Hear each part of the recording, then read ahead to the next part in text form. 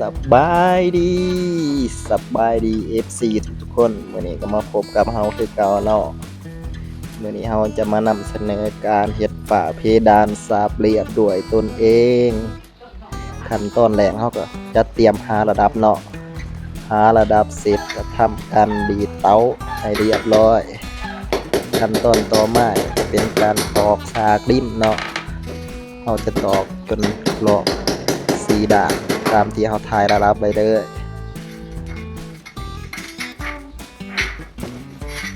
ระยะการตอกของความห่างของสากดิ้นก็อยู่ประมาณ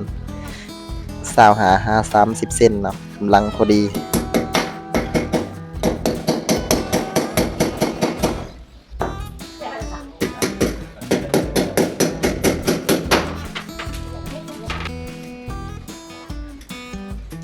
ก็จะมีการตัด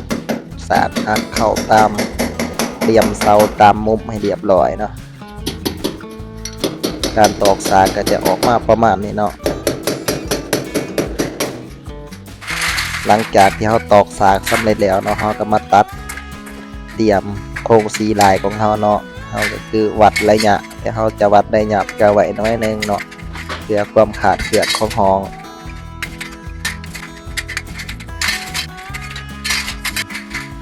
สำหรับห้องของเราก็จะเป็นห้องบ่กว้างแห้งเนาะอยู่ประมาณ3 เมตร 50เนาะเราจะใส่ตัวซอยก่อนเนาะเพราะว่ามันอยู่ในระยะที่เราสามารถตัดวัด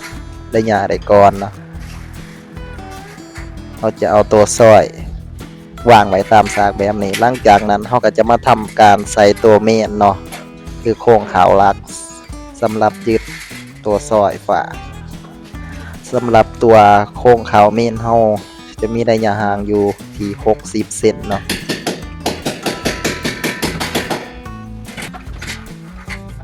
เราก็จะทำการตอกเนาะตามระยะที่เราวัดไว้จะเริ่มต้น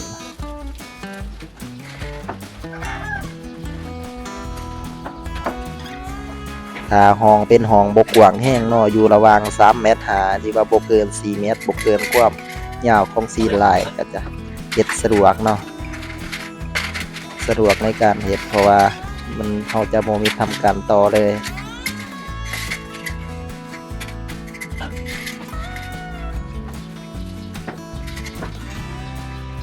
สำหรับโครงข่าวของเราเนาะโครงเมนเราอยู่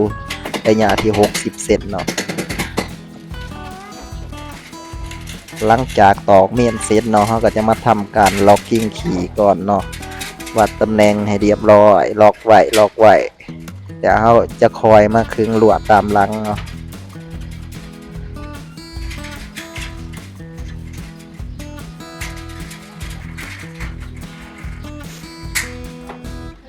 การล็อกกิ้งขี่ของเราจะล็อกทุกโตเลยเนาะแล้วเราจะมายึดน็อตตามหลังเพื่อความแข็งแรงหลังจากนั้นเราก็ทำการขึงลวดแล้วก็ปรับระดับให้เรียบร้อยเนาะก็จะออกมาประมาณนี้เลยทำการแลนไฟแลนระบบไฟให้เรียบร้อยก็จะออกมาประมาณนี้คือขั้นตอนต่อไปก็จะเป็นการติดแผ่นก็คือเราทำงานคนเดียวค่ะจะลำบากน้อยนึงแต่ว่าถ้าทุกอย่างลงตัวมันก็บ่มีปัญหาเนาะจะเตรียมทุกอย่างตัวซัพพอร์ตให้เรียบร้อยก็ยกแผ่นเลยสำหรับห้องนี้ก็จะเบิดจิบซ้ำอยู่6 แผ่นนะ6 แผ่นเกือบเป๊ะๆเลยเขาจะเตรียมทุกอย่างให้เรียบร้อยเนาะตรงเป๊ะมันก็สะดวกต่อให้ทำงานผู้เดียวกับบ่มีปัญหา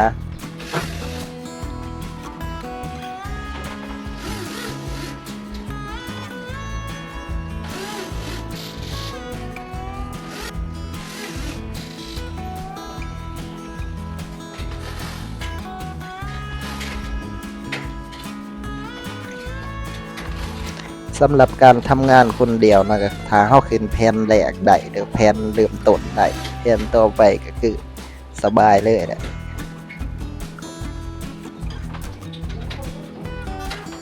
สำหรับแผ่น2เขาก็จะวางซับพอร์ตเนาะทางด้านแผ่นที่เขาขึ้นแล้วก็วัดระยะออกมา1.25 เซนแล้วก็ใส่ซับพอร์ตอีก2 ตัวที่ข้างนึงเนาะ ก็เขาจะติดซัพพอร์ตได้ไว้ประมาณนี้เนาะสำหรับการขึ้นแผนของเขา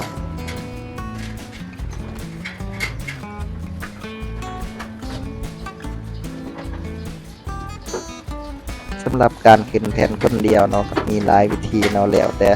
ทุกคนสิมุนใส่เพื่อทุกคนก็มีอุปกรณ์เสริมแตกต่างกันไปแต่ว่าเฮาก็ใส่สีลายเนี่ยมาประยุกต์เอาง่ายดีเมื่อขึ้นแผนแล้วก็จัดวางตำแหน่งให้เรียบร้อยเนาะเมื่อตำแหน่งใดเรียบร้อยเลยก็ยิงเลย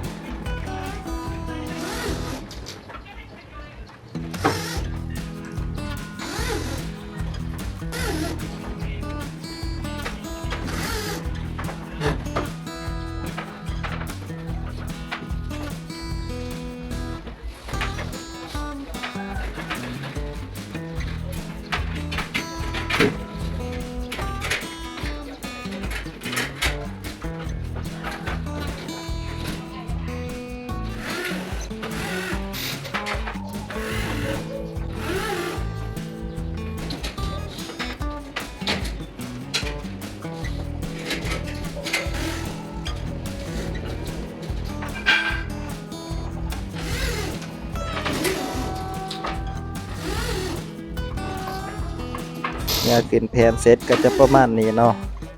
หลังจากขึ้นแผนสำเร็จแล้วเราก็ทำการเนาะสาบ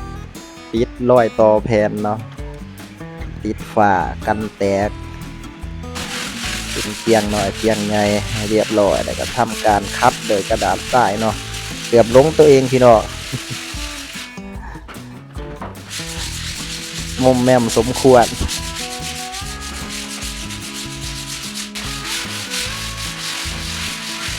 ฝ้าสีเรียบสีงามก็อยู่กับตอนนี้เนาะเฮาคัดแล้วก็สังเกตแนะนำจุดใดที่